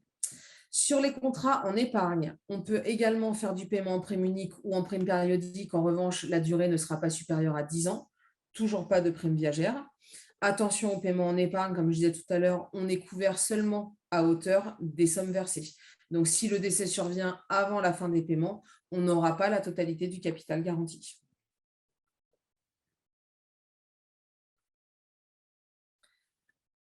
Oui. Non, vas-y. Excuse-moi. On a voulu parler en même temps. Alors, chez Mésange Prévoyance, on a un service qui est justement une plateforme qui est dédiée aux mandataires judiciaires, au MJPM. C'est la première plateforme qui existe et qui est vraiment destinée, prévue à l'écoute des MJPM. C'est un service qui est destiné, qui est fait en fait pour que vous puissiez gagner du temps et que vous ayez le meilleur, sinon en tout cas un conseil complet et aussi bien au niveau de l'opération, des opérations funéraires que des financements. Dans ce service, en fait, on va vous donner une fiche de recueil de volonté sur laquelle vous allez pouvoir inscrire tout ce que votre majeur aura à vous dire. C'est une fiche qui est assez complète puisqu'on va parler par exemple de l'essence de bois du cercueil, de la couleur du capitonnage, s'il veut des fleurs, s'il y a une photo à donner, quelle tenue il veut mettre, s'il y a des textes à lire, des musiques à passer, etc. Voilà, on va pouvoir renseigner toutes ces choses-là. Bien évidemment, on a aussi l'information sur le budget et sur le type de paiement, si vous souhaitez payer en une fois ou en plusieurs fois. Une fois que ce recueil est complété et que vous nous l'avez transmis avec la mesure de protection, on va solliciter un ou plusieurs organismes funéraires selon vos souhaits, selon vos besoins, de manière à avoir un ou plusieurs devis complets correspondant aux besoins de votre majeur. Avec ce devis, on va pouvoir vous établir une proposition de financement qui tiendra compte des contraintes que vous nous aurez précisées. Et on va pouvoir, si on trouve un terrain d'entente, mettre en place ce contrat obsèque. C'est-à-dire que vous n'aurez qu'un seul interlocuteur. Vous n'aurez qu'une seule adresse mail, un seul service. Dans ce service, il y a 3 personnes. Donc, on a l'habitude des obsèques. Comme je vous dis, moi, je suis une ancienne conseillère funéraire, donc toutes les questions un peu techniques, on saura les placer. Y répondre. On saura revenir vers vous pour vous indiquer, attention, vous nous dites qu'il y a une concession existante, mais tout compte fait, la personne qui a les droits, le fameux concessionnaire, c'est pas la bonne personne, donc il faudrait son accord. Ou attention, là, vous nous demandez un cercueil avec un capiton jaune poussin, ça n'existe pas. Voilà, tout ce genre de choses. On sait que vous n'avez pas le temps d'aller, ni peut-être l'envie d'ailleurs, d'aller solliciter les entreprises de pompes funèbres en direct. N'hésitez pas à nous confier les demandes, les questions. On sera vraiment là pour vous amener un conseil complet en tout cas, et que vous n'ayez qu'un seul interlocuteur. Une précision importante par rapport à cette fiche de renseignement. Cette fiche de renseignement, quand on l'a conçue, on est parti du principe et du constat que quand vous êtes MJPM, vous n'avez pas forcément l'habitude d'organiser des funérailles. Et que vous ne savez pas forcément quelles sont les questions à poser. Donc, la fiche, elle fait 4 pages. Donc, elle est vraiment complète. En aucun cas, on vous demande de remplir les 4 pages. Non, ce n'est pas une obligation. L'idée, c'est que vous ayez… en fait, elle fonctionne exactement comme un déroulé. C'est-à-dire que vous voyez quelles sont les informations dont on a besoin pour organiser les funérailles et comment se déroule une organisation obsèque. Donc, vous pouvez vraiment vous en servir comme canevas pour savoir quelles sont les questions à poser et vous remplissez juste les éléments pour lesquels vous avez des informations, des choses à nous dire. Et c'est à nous derrière de faire notre boulot, pour revenir vers vous, pour avoir des compléments d'information, pour vous dire, ben voilà, par rapport à ça, on ne peut pas faire ou on va faire ça. Voilà. Mais n'ayez pas peur en voyant l'intégralité de la fiche. Voilà, c'est vraiment fait juste pour que vous ayez, vous, un visuel sur tout ce que l'on peut avoir besoin, mais en aucun cas, il ne faut remplir l'intégralité. La seule chose qui est importante, c'est l'état civil complet de votre majeur et le vôtre, pour qu'on puisse échanger. Et les volontés. Oui, les volontés essentielles, caractère culturel, donc cérémonie civile ou religieuse, et mode de sépulture, inhumation, crémation. Ouais, voilà. Voilà, eh bien écoutez, ce que je vous propose, c'est de conclure, puisque nous sommes de toute façon à 12h35, tout le monde commence à avoir envie d'aller déjeuner.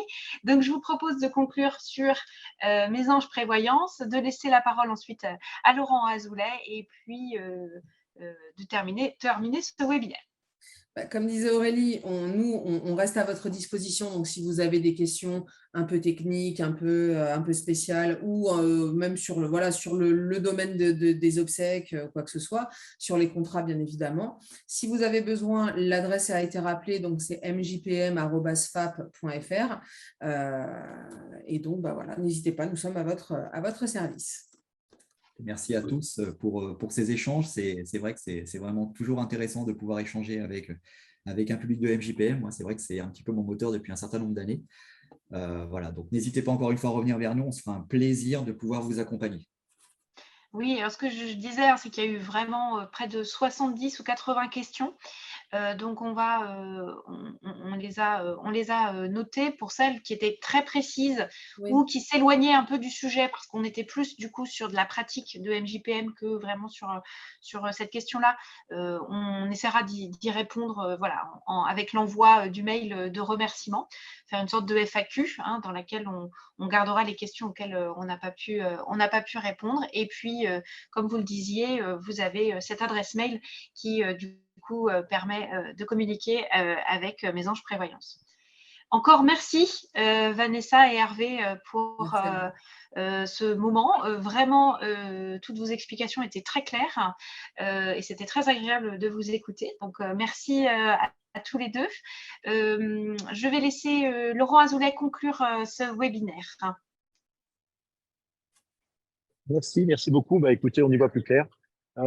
C'est effectivement l'approche, c'est bien parce qu'on a une approche par petites touches, et tout en ayant des points très précis sur les modalités de souscription, les différents types de contrats, les écueils qu'il faut éviter. Et c'est vrai que toute l'approche philosophique et religieuse n'est pas occultée, parce que vous voyez bien dans les obsèques qu'il y a souvent effectivement les familles, la pression, les tensions. Et donc, il faut en tenir compte. C'est sûr que le mandataire ne peut pas avoir une responsabilité complète sur le sujet, mais il a un devoir de conseil. Il ne faut pas qu'il hésite à contacter son point d'entrée unique MGS, qui bien sûr fera le relais, notamment par l'adresse mail qu'on a citée, mais parce que c'est important d'avoir quelque part une vision d'ensemble sur ces garanties, sur les garanties des personnes protégées, que ce soit sur la santé, la prévoyance, évidemment sur la partie obsèque, sur laquelle, encore une fois, le tabou commence à se lever par justement ces dispositifs de loi, sur la DDA, sur le devoir de conseil, auquel nous, on est assujettis, auquel on est formé chaque année, chacun de nos chargés de développement le sont chaque année par des examens d'ailleurs, et puis surtout de l'appropriation. Écoutez, bon appétit, je dirais, et puis on espère faire effectivement une session peut-être un peu plus poussée. On réfléchira sur quel focus on peut faire sur justement les obsèques. Voilà. Merci en tout cas et à très bientôt. Merci à tous nos participants, à toutes vos questions. J'espère que nous avons répondu au maximum à vos remarques et à vos questions. Je sais qu'il y en a il y avait des questions un peu plus techniques qu'on a abordées peut-être rapidement, mais c'est le jeu dans 1h30 de webinaire, comme le précisait Laurent Azoulay. Voilà, il s'agit d'approcher la question avec des petites touches sur toutes les questions qui peuvent être autour d'un sujet comme les contrats obsèques.